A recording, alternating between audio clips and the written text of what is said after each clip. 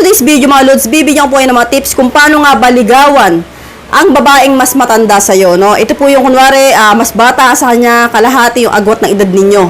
So, for example, 25 yung lalaki, no? Ikaw, lalaki.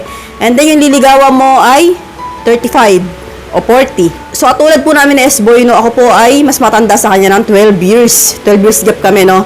Si S-Boy ay 26, ako naman ay magta-38. So, paano nga baligawan yung babaeng mas matanda sa'yo? So, yung nakaraang video ko po, gumawa po ako na kung paano po ligawan ng babaeng mas bata sa'yo. Ito naman po ay kabaligtaran. So, alam niyo ba, Lods, na mas mahirap ligawan ang isang babaeng mas matanda sa'yo?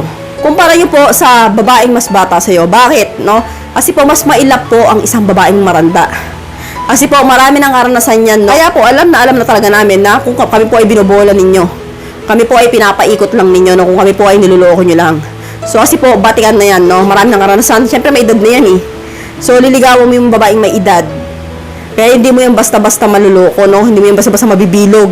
Unlike po ng babaeng bata, no? Na talagang mabibilog mo pa. Mabobola mo.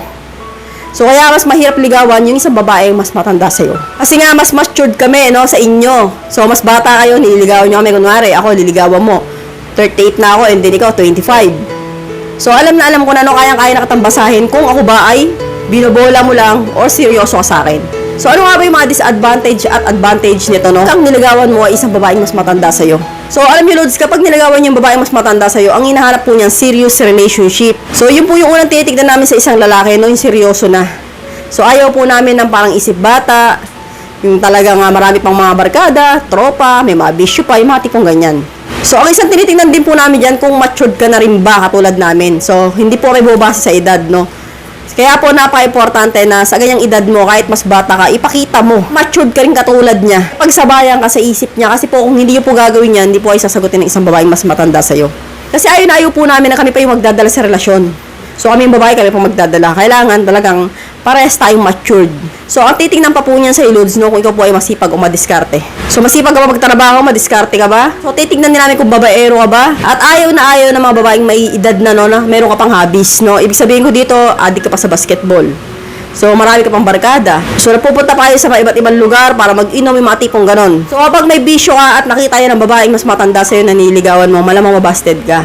Isa pang tinitingnan namin mga Lods kung ikaw po ba ay mama's boy. So ayaw po yan ng babaeng mas matanda sa'yo. Kasi po magkakaproblema po kami dyan kapag po kayo ang naging asawa namin, mas bata sa amin, no? Kaya po kung wala ka lang po ng ganitong katangian na nabanggit ko, posible po pumasa ka sa isang babaeng matanda sa'yo.